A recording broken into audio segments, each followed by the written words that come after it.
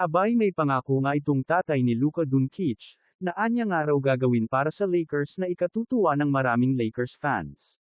Pero bago yan, another good news para nga sa team ng Los Angeles Lakers.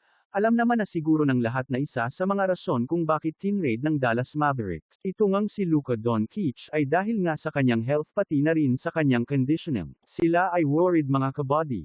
Dito nga sa pagiging out of shape ni Luka that results to his injuries yearly, and ito ngang si Serge Ibaka ay merong sinabi patungkol nga dito. Ayon nga dito sa former player, ay ang interesting part nga daw ang will be seeing kung ito ba nga daw impluensya ni LeBron James, ay matutulungan itong si Luka Doncic to be in the best shape possible, in the best conditioning form of his life and for the rest of his career, because of the way nga daw LeBron takes care of his body. Luka can learn from that a lot.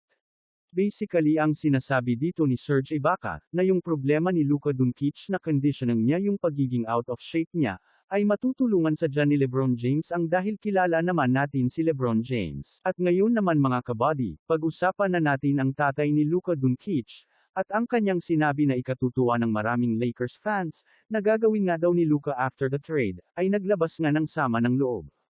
Eto nga ang tatay ni Luka sa isang interview kung saan parang nagbanta na nga rin siya, at itong kanyang sinabi dyan. Makikita nga daw natin itong si Luka Doncic take his game to another level during his time in Los Angeles, yung mga player daw gaya niya, create a chip on their shoulder, to keep their drive at eto nga daw Dallas Mavericks ay naglagay ng bato ng malaking bato dito sa likuran. Kailangang one of the most conditioned athletes here in the NBA laging in shape.